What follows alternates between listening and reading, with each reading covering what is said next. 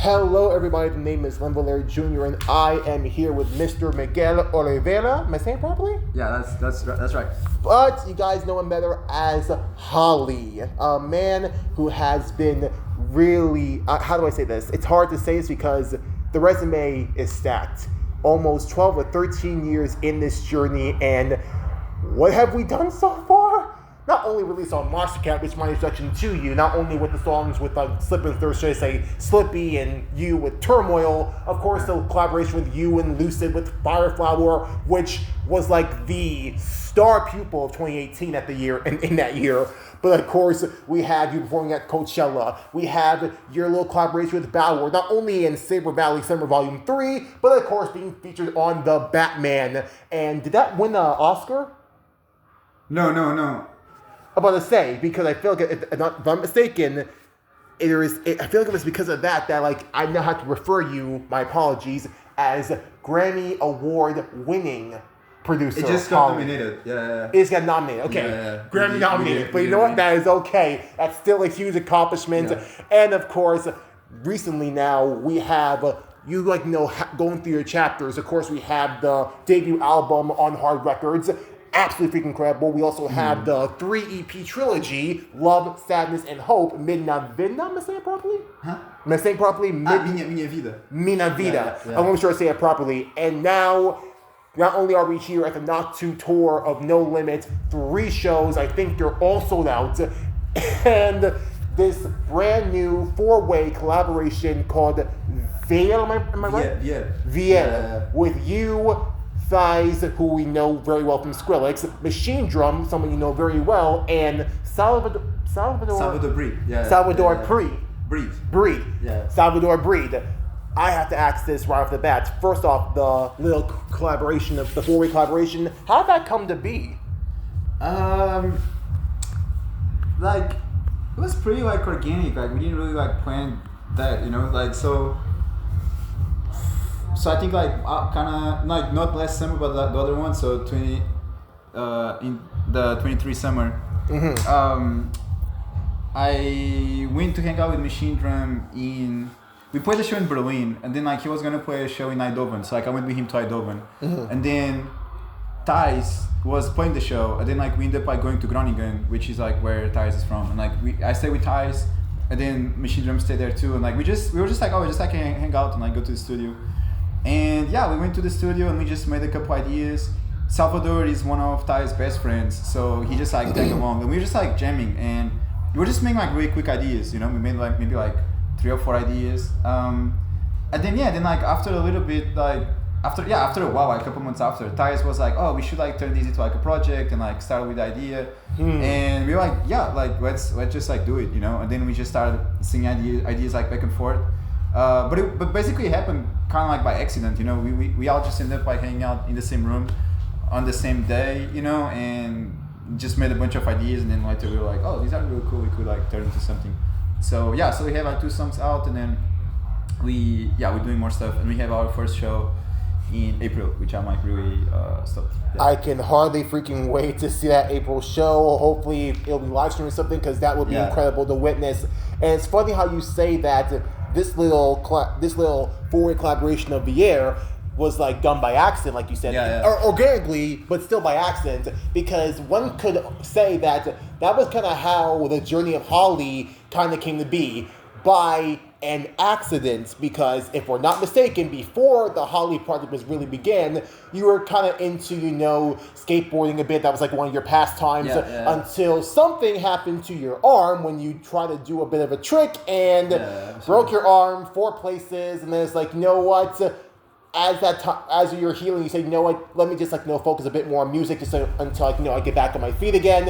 And as that time passed and you worked on music, that's when we started, working on, making certain songs, making certain beats, going on Fruity Loops and that type of journey.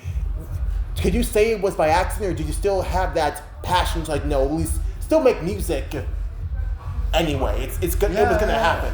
I feel back then, I know, I always felt I wanted to do something really special in my life, and I always felt super connected with music. I never understood how, back then I couldn't see how I was gonna get into music, because I couldn't rap or I couldn't sing, and like also my instrument playing ability isn't the best. So I was like trying to understand what to do, and I think like I was just so focused back then in just like skateboarding that I didn't really have like time for like anything else. So when I broke my arm, I just had so much free time, and I just started dedicating that free time to try like other things, such as like graffiti and like painting and just like photography, and then just kept trying to see like what could replace what skateboarding was to me, until like my brother recommended me to like make beats, and then I got FL and fell in love with it. So I mean, I think I was kind of like meant to be, but I think definitely like breaking my arm was like a hard, left turn to focus on something else and music. Understood. So, could we say, now I'm curious to kind of ask this as well, will there be a time where you you want to get back on the board, or you're not obviously afraid of the skateboard, are you? Yeah, I kind of did, and then like I broke my wrist, so like I every time I try something I just break something, so I feel like it's chill. You just hung the board up and it's just in 2018 like I broke my wrist skateboarding, so but it's like I still I love the culture so much, and I want to be part of it, and somehow in the future more through music, and I still I respect skateboarding. Like it changed my life, it changed the person I am. Like it really opened my eyes to a lot of things that I feel like wouldn't be possible without the skateboard community. And I just want to like I'm still a skater in my mind, like every time I see like a dope skate spot, I still like fantasize about tricks I would do there. So understood. So could we say that maybe in the future, could we hear some of your music being played like in like those like skateboarding or snowboarding events? Like could we hear your music in like the next X Games type of thing? Yeah, I'd love to produce like music for like a whole skateboard movie. Yeah, that would be like something I'd love to like collaborate with like a brand that I like do like a whole Supreme like skateboard mixtape or something. Yeah, I'll love to and bring like rappers and stuff. Yeah, that's like something I'll love to do, and I think it would be a way to give back a little bit to the culture. Now I'm just throwing this out there. If you didn't know that a certain skateboarding franchise is being revived a bit, the Tony Hawk Pro Skater franchise number 3 is going to be remastered. I don't know. Maybe you can talk to the developers there, and maybe they can throw in a few of your original tracks for that. I'm just throwing it out there. Take it or leave it. Talk to Oskar. Talk to Lewis. It could possibly happen. I would love to hear some of your music in that type of environment, because that would be incredible to witness and hear.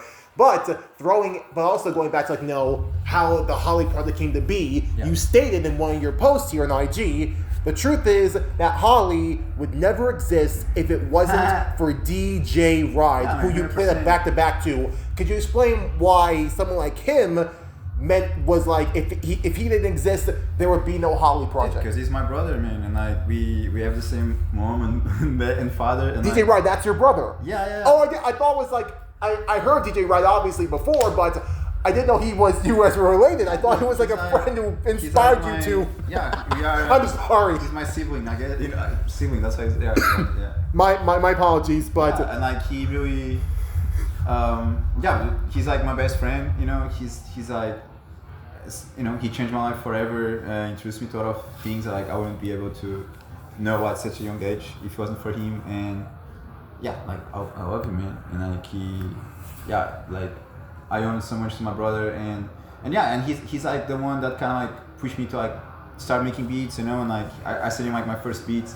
He always like showed so much love and support, and he made me play my first show, like it's. Was he also your biggest cheerleader during dare I say the A-Trak Beat Battle? He was there. Yeah. He came with me, like he really. He came with me, and like he really loved it. Yeah, it was great, man. Yeah. That is amazing to hear. So DJ Ride, now thank you so much for your incredible music. I've been hearing some of your songs as well, and thanks so much for pretty much birthing the project of Holly. Yeah. Absolutely freaking incredible. I'm so happy that family members, they are very supportive. They want to see you succeed. Yeah. They see how much you really care about something you love, and they're just being with you along the way. The best cheerleaders that a person could ever ask for. Not only is your brother, could you say your mother or father, they were really also kind of supportive as well? Yeah, I think so. Like it definitely felt worried and kind of scared at the beginning, because I dropped out of as any parent would. I didn't finish college, and yeah, they were just like super worried about like what I was gonna do with my life, and yeah, but you know, thanks mom and dad for believing in me and for trusting. And seeing that in the span of over 12, 13 years, it was a long time, but it's definitely paying off now. Yeah, we're really seeing the accolades, we're reaping the rewards.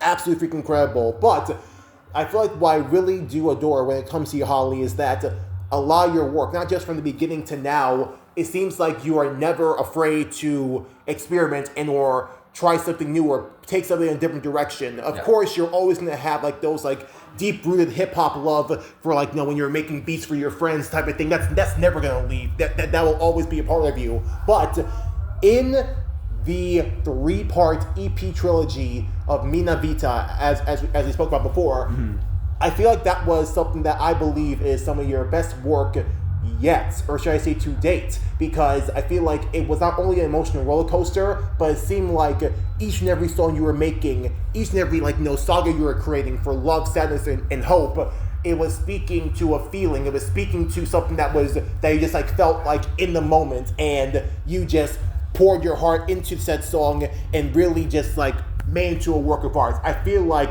we can go to something like very like, you know, heart heavy, something that's like emotional, that a song that I feel like was your most favorite one, which was most proud one, was Wise Heart and True to Me. Those like some of the songs you really were really into, but then you go into something like, I'll say, I think it was in Sadness, I believe, the song Not in the Mood, which was was just an absolute like, you know, like energy that was like you're pushing something away where it's like, I just want to be alone, I'm not in the mood to talk, just leave me. It felt the type of energy. It was like, dude, you're really speaking what you were feeling in said moment through music, and that's always something to relish, always something to really like, you know, I had to show my gratitude for, because it's amazing to witness. So if you can speak more about the 3-part trilogy, please, because I feel like it's such a roller coaster that I would not mind going again and again and again. Oh, thank you so much. Yeah, I mean, that was a project that I feel like, as I said, it's just like me experimenting, and like I did the project like independently, so just through like I have like a record label called IOX, and like I just did the project through IOX, and I feel like, you know, sometimes with like releasing music through collectives and labels, like I love it. Even though I love it, sometimes people can be super picky about what they choose. And I felt like I had so much music that I wanted to share, that I just used Minha Vida as like a way to share that music, and also kind of like talk about where I hope things go in the future. Talk about, it's like the whole project kind of works as like a screenshot of my life, like, you know, the last couple of years. So and the music is just me experimenting where things can go, and releasing music that it wouldn't go anywhere if it wasn't like from Minha Vida. So I'm super stoked to finally complete that and jump to a new era of music. I'm just curious to know, will there ever be like a tour or some type of like, you know, event celebrating it? Because I just feel like that's something, I don't know if you're going to see like any visuals or anything, like, or bring people on to like, you know, represent what you were feeling in that section of your life. But I feel like I would love to just see that type of like vision, the things you were feeling in said songs be like put up in such a massive spectacle, because I feel like a lot of us could probably use that. I feel like we see all these types of work now where we're not afraid to really express our feelings. We're not afraid to like, you know, say how we feel. Hello, I feel like I can give a bit of that praise to works like Inside Out 1 and 2 for actually talking about emotions and the way how we feel, the way how we operate in our bodies. It's not something that we should run away from. It's something we should embrace. It's something we should understand. We should learn through. But we should never be afraid of it. And for you to like, you know, create something like that and put it out there in the world in your label, I feel like more and more people should hear it, experience it, and like let that be the star if possible. So I don't know if that could be in the future, because I know you're working with VIER and your friends, but I would love to see that come to life if possible. Again, another idea, take it or leave it, but Minha Vida, I want to see really be given the spotlight. True. At the same time, it was a very like experimental project in a way where I was just like, I kind of just want to leave it here, you know. Like I feel like, I can like promote it more and talk more about it, but it was a project where, I just want to like share the music purely and like, you know, and put it out.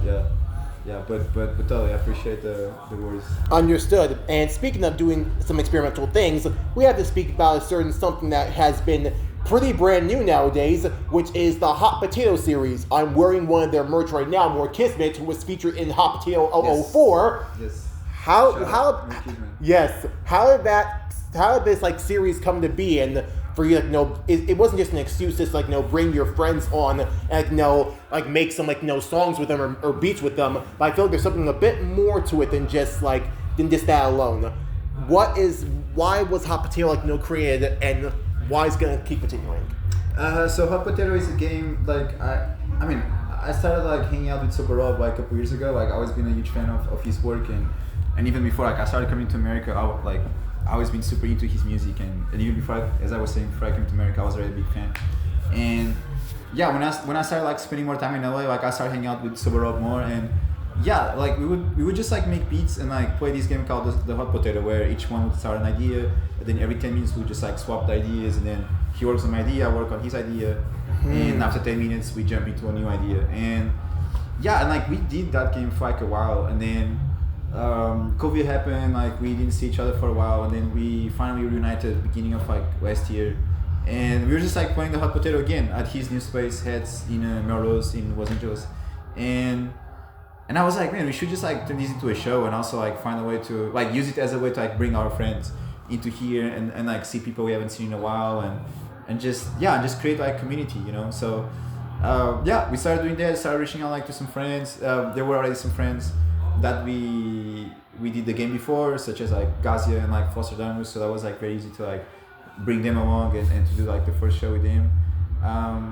Then they started inviting more friends. We started reaching out to other people that we look up to, and it's been super fun, and I'm really grateful for everyone that came to the shows, and so many artists that I look up to, and really good producer friends. So it's good to see everyone again. Could we say that this Hot Potato series was also kind of inspired because COVID happened and y'all came together after the lockdown was over? Can you say it was also inspired by not only A-Trak and his beat battles here and there, and but also I could say inspiration from Brownies and Lemonade, because they also had those series called Beat Smash, where they brought two producers to take a sample of something from the internet and make a song out of it. I was gonna say, did they also kind of inspire Hot Potato too? I love their work, and I love everything they did, and in particular in the pandemic, I think it was very helpful. But actually, we didn't take inspiration from them, we didn't okay. It's just it was just a thing we already had, and we were just how can we turn these into a live show, and okay, that's pretty much it.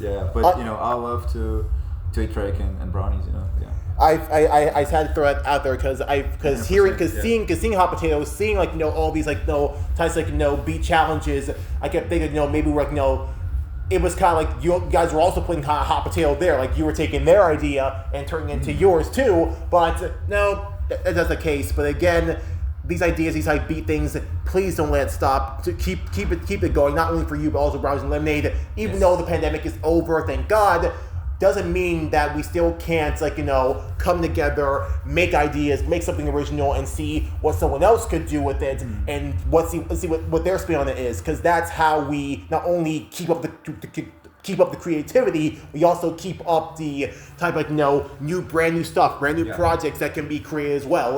They may like to play this a bit, but no, let's try this now and see how it goes. And that's something that I love, not only from you and your versatility in your music, but also going back to Knock2 and the work he's done for the NoLimit album. Because this one I asked you as well. I said this before as well. I'm glad I got back on track. The song "Shine for Me" with you and Knock2. I think who else? It's with Warren and also Piao. She's in this. Warren and Piao, all four of you guys making "Shine for Me." First off, how did it feel to collaborate with something as incredible as Knock2 and the work he's been doing? Let's start with that first before I ask the second question. What is the question again? Sorry. How did it feel to work with something incredible as Knock2, Warren, and Piao with "Shine for Me"? It's an honor. I look up to and I respect all of them. Starting with Piao, we are part of the same publishing company, 88 Rising, and like we I was congratulations on being brought into the team for 88 Rising. Appreciate it.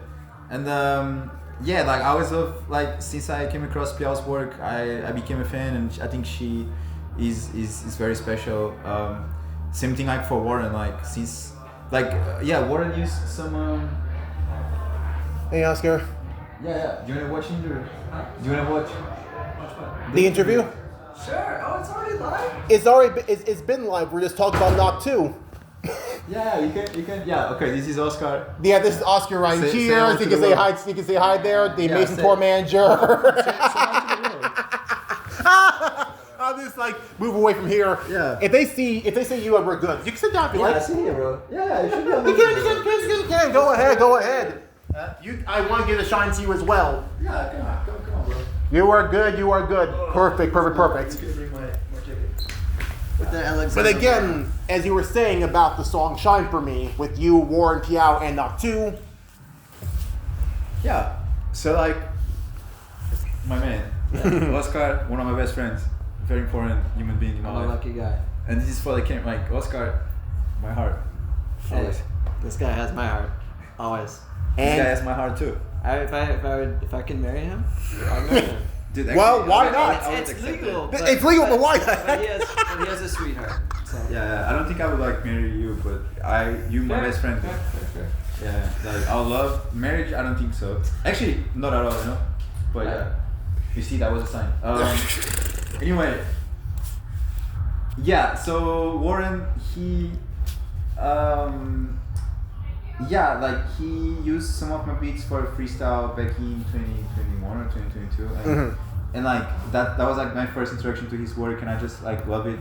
Just love the charisma, like how he raps, everything he's doing for the culture, and just like his story. So like I've been working with Warren for a while, and then we had the song, we had the demo, and we were just like hanging out with Knock2 in the studio one day, and we showed the demo to Knock2, and he loved, and he wanted to try something, and he turned into Shine for Me. So and it's a pleasure to work with Richard Knock2. Like he's like I really respect him a lot, and super happy to be part of his legacy and his album, and to be on this tour. It's such a pleasure. So I'll love to him. So the second question I want to ask you is this regarding the album of NoLimit. What does NoLimit mean to you? And by that, I'm not talking about just like the album. I'm speaking about like what the words NoLimit kind of like defines to you, because Knock2 has his own like explanation of why he calls his work NoLimit. But I just want to hear it from you first. Yeah, I feel like most likely I call like my definition of NoLimit is the same as Knock2. You know, like I feel like NoLimit for me is just just like you expressing yourself, like not having any barriers, like any boundaries, and just like being you know, and just really work hard and push yourself every day to be like a better person, better human being, and like to make be better at your craft. And that for me is like my NoLimit. That's like how I see the expression. It's just like trying to do your best and really strive for it. And do your best knowing that there's like no boundaries. Like knowledge is unlimited and it's infinite. So it's just being also humbled by the fact that you can expand without finding a barrier. That's amazing to hear. Thank you so much, Polly, for your explanation. And I bet Knock2 definitely feels the same regarding why he created this incredible album. Now I can end off with this question here. What is going to be next for Holly and his journey? We're almost 13 years in. Jeez. Yes. Hello. I said it before. I will say it again. It has been, I don't know, about 13 years. I literally have the very first song, November 13th, 2013, the song Dreams, that was released on SoundCloud. That's the first song I saw. So I'll be 12 in my since I started making beats. So it's almost 13 years. What is going to be next for Holly besides the VIER collaboration and of course Hot Potato? Those two are definitely going. Dude, I'm gonna make legendary, amazing things, man, and people in a couple years will dig for this interview to understand where my mind was at, and I'm just gonna show that I'm on a mission and I'm here to do my best and to inspire many people and to purify all the darkness in this world through my art, and that's like what I'm gonna do, man. That's what's next. That's amazing to hear, and I definitely know that in due time, you're already doing your job very well. Your music and your art has been purifying a lot of people, especially me and the work I've been listening to. Again, we'll never forget when I first heard Turmoil. We'll never forget when I first heard Firefly. We'll never forget when I heard some of these incredible songs out there, and it really blows me away. And to see the people acknowledging your work already. We already have the Academy seeing you. We already have Coachella seeing you. We have Noisia. We have people who have worked with the legendary EDM juggernaut Skrillex. They're seeing you in the work you're putting out there. Knock2 and all these people out there, they're seeing the power you're putting out there, and all I can say is that there's nowhere to go but up, and you have so many people out there who are seeing the passion in you, not just me, not just Oskar, not just your family, but so many people out there in the crowd who are recognizing the power that Holly can bring. All I hope is that more and more people will definitely see the power and passion, the beauty of Holly, and all I can ask is this, I'll throw this in here too. What might we expect from your 15th anniversary? Thank you, man. Thanks for the love. For my 15th anniversary, 2027. We'll see. I'm focused on this year, next one for now. Okay. Yeah, we'll see what do you think I should do next? What I think you should do next? I feel like, if we're talking celebrating the work of Holly. No, just next. Or it's next. I feel like, that little happy accent with VIER, do some more stuff with it. Not just don't just stick with just Noisia and Noisia radio and that type of thing. That's all well and good. But I feel like definitely express that out to to more people out there in the world or in the US or that type of way, because I feel like what you guys are doing, the work you guys have been making, what Machine Drum has been doing, what Ties have been doing, what Salvador Bria has been doing is something that I feel like is definitely unique, organic, and something that more and more people need to hear. I still remember when Ties did his work, not only doing back-to-back with Skrillex, but also his work with Supersonic My Existence. It was something no one expected.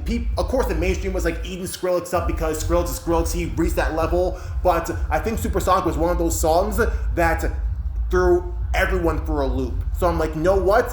This is what I want to see. I want to see more of that. And with people like you, Machine Drum, and the work he's been doing so far in his journey, I want to see that VO collaboration be spread out to more people. I want to see all four of you on that stage doing your back-to-back all together, and just really show people who you are and what you got in your hearts. Hold nothing back. Leave everything out there on the floor, and do not be afraid of should I play this? Do you think you're gonna like this? It does not matter, because it's gonna be your show. It's gonna be your head. You're all gonna be the headliners. I want you guys to just really showcase who you are. No apologies, no regrets. Just say, we're just gonna play this out. We're just gonna play this out there. Whatever happens. Whatever the crowd's reaction is, that's how it's gonna be. But at least we're just being us. And I feel that's the most important thing in any artist journey. I know it sounds cliche. We say this over and over again, but it's something that's still true. If it wasn't true, we wouldn't repeat it. Which is to be true to yourself, to be yourself. That's what got you to where you are now. That's what got Knock2 to where he is right now. That's what got ISO to where he is right now. They did not steer away from who they were and what they wanted to create.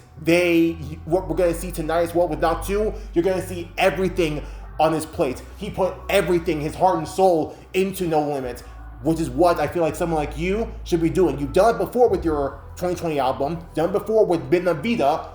You're going to do it again and showcase more and more of what's going to be in the mind and heart of Holly and everyone else around you. So that's what I want to see. That's what I hope to see in the future. But again, I'm not in your body. I'm not in your mind. I'm not Oskar. I'm not Lewis. I'm not any of these management people. I'm just a fan who wants to make sure that people like you are highlighted and people know that Holly is a person who has been grinding, has been working to where he is now, and should not ever be ignored in the music industry.